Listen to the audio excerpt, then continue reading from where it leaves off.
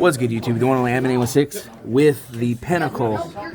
This man not only got first place finally at a regional, but he's now a sponsored player from Come and Go. No, I'm kidding. Not a sponsor. Not a sponsor. We're just joking. Not a sponsor. All jokes aside, this man finally did this.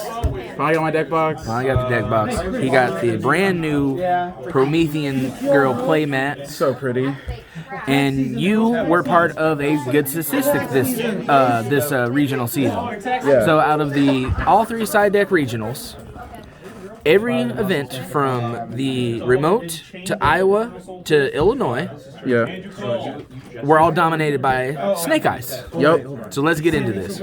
So Snake Eyes is just insane. Snake Eye Ash, you have to run 3 of it. This card starts off every single combo. This card by itself plays through Droll, plays through Nib, and plays through like all other random assortments of hand traps. So if you open up this plus anything else, you just play through like everything. This card's ridiculous. Top decking this card is insane. You run 2 Popular in this version. Sometimes you can run 3 in the pure version, but in the Fire King version, you only need 2 just because you don't have a lot to search. Yeah. And then of course you need to run the 1 Oak. Oak allows you to play through Nib and play through other things in combination with Flameburge. And Flameburge, this card is ridiculous. This card, this card should not be allowed in the game. This card is too good. It's like 3 bodies by itself. It can put stuff in Spell Trap Zone. It's good going first and it's good going second. It's just an insane card. It's like Block Dragon. How many times did you open that? This card? Like 3 or 4, but it's still fine to open because you can like pop it with all your Fire King effects, and you can also send it to grave with Diabellstar. And also all the Snake Eye cards can summon it from hand anyways, so like opening it is not great, but it's still fine. Okay. One thing that I don't think everyone's on yet is the Divine Temple of Snake Eye. This field spell is ridiculous. It allows you, if you open up the Snake Eye Ash plus or Poplar with like the Diabellstar stuff, it allows you to play through even more hand traps. So if that's the case, why wouldn't you run it? No. You look snazzy with the hat on. Thank you. Yeah. Of course, you run Triple Bonfire. Unfortunately, this card is expensive. You have to run it. The consistency that this card provides is way too good for you not to be running it. It does play super hard into Droll, so that is a consideration, but it is still just an insane card. You gotta run it. Speaking of consistency, I ran Triple Diabellstar. I believe you have to run 3 of these. You want to have as much consistency as possible, and this card allows you to play through hand traps too. Because opening up like Ash plus Diabellstar, not only can you get to both Snake Eye and Fire King stuff, but allows you to play through even more. So being able to have something in hand that allows you to extend is just too good. I understand, but I just want to comment here that, sir, we're American. Why do you have Euro? Because they look nicer. They that's look all, nicer. That's all I gotta say. Like also, the moment they came out, I was like, oh. Triple Wanteds. Yes, those are also Euro print. Oh, Lord. They look real good. You gotta run 3. This card should be like at 1 or something. And then 1 original. I see some lists running 2. It's totally fine to run 2. I just didn't want dead cards in my deck.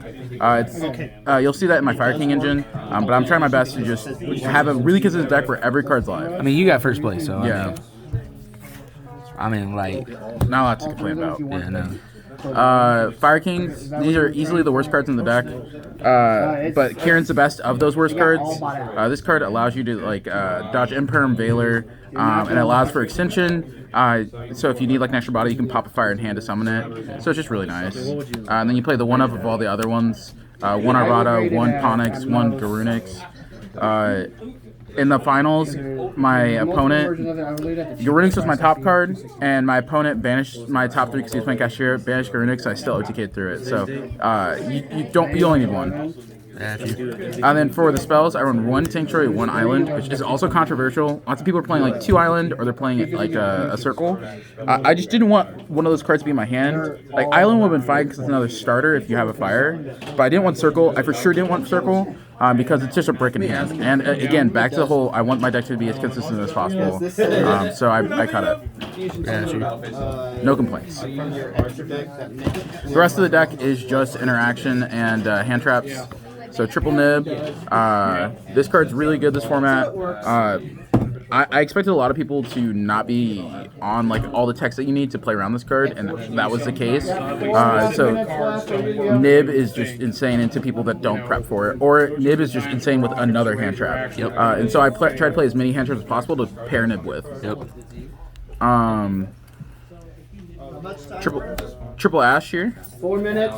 This card, people are talking about like, oh, you don't want to play Ash because like people can go heat into Promethian. But again, Ash plus Nib is so crazy because if you Ash your opponent and then they start going to heat a line, they're gonna play into Nib and then you just Nib them and then they just don't play the game. Sir, I need these to be quarter century rare, and you know the reason why I'm complaining about you. These were handed to me for free before the event because I couldn't find them. So these should be secrets or something. We're gonna cover this up real quick. Triple Ghost Bell. Thank you. So Ghost Bell is, in my opinion, the best hand trap this format. I see a lot of people playing Droll in this slot, but I just think Droll is not very good into this deck. If you open up Snake Eye Ash and you get Drolled, I can still end on like 5 interactions to your 5 cards, and I'm like, cool.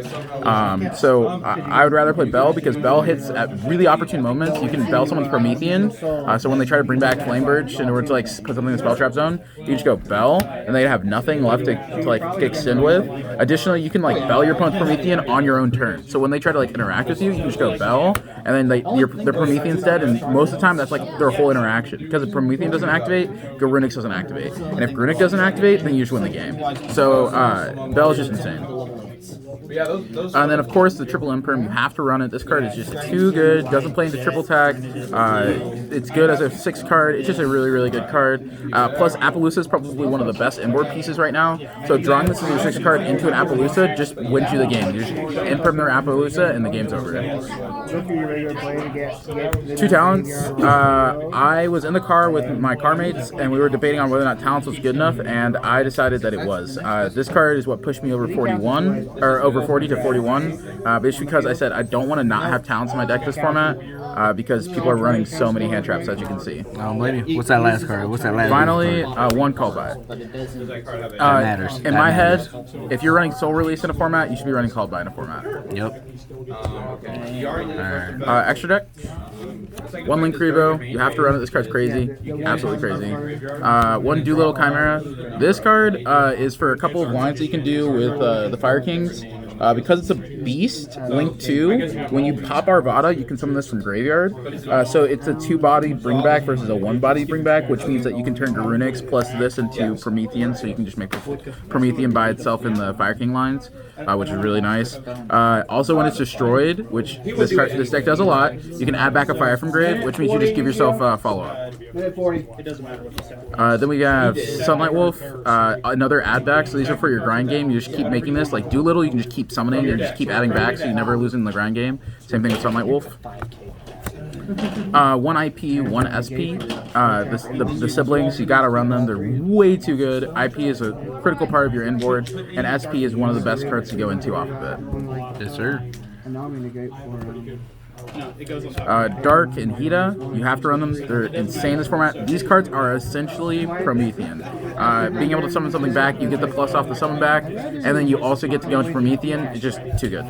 Got you.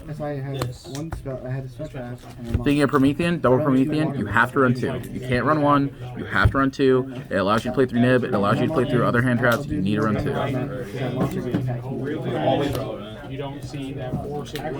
For the Link 4s, we run the Raging Phoenix combo. I think I ended like 7 or 8 games yesterday doing this combo, where I was just like, makes Raging Phoenix makes World Sea bounce the fields and bring stuff back. It was this card's insane. Yep. Then of course the AMWH, key part of your inboard along with Appaloosa, another key part of your inboard. These cards are super good this format. AMBLO is kind of like here and there, but I still like it. And Appaloosa you have to have. This card's way too good. My 1 flex slot was Underworld Goddess. Love that card in this format. It helped out a lot against my U-Bell matchup because I literally didn't know how to get rid of U-Bell. And so I was glad I could just like Underworld Goddess it, and then it was super easy. Shout out to you, Bill. Shout out to Panda Man. Yeah, shout out to Panda Man. Homie knows what's up. But I think that this should probably be a Phoenix, a Nightmare Phoenix. Back row, and also being able to like threaten popping the field spell is really nice. But this came up good for me yesterday. And then the 1 Garunix, people are the Eternity. People are talking about cutting this card. I won like I want to say like 3 or 4 matches just summoning this on my opponent's turn, and just blowing the whole field up, getting all the pluses off my Fire Kings or anything else that was left up, like Doolittle or something. So this card's way too good. Finally, the side deck.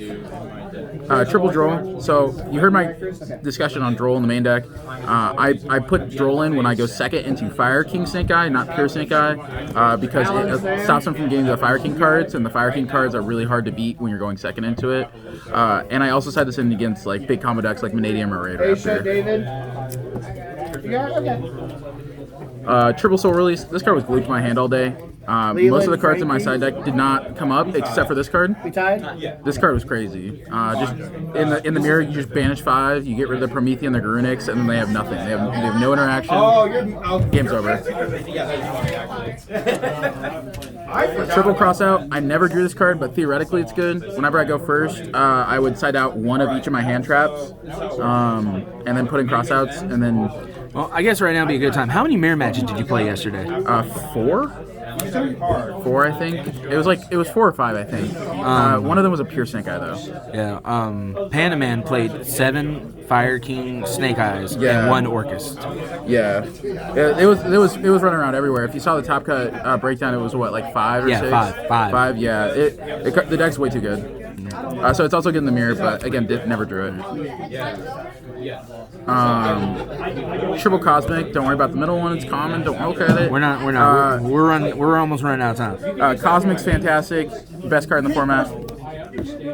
Double Lightning Storm for Rogue, and then Agave Dragon for Agave Dragon things. Why?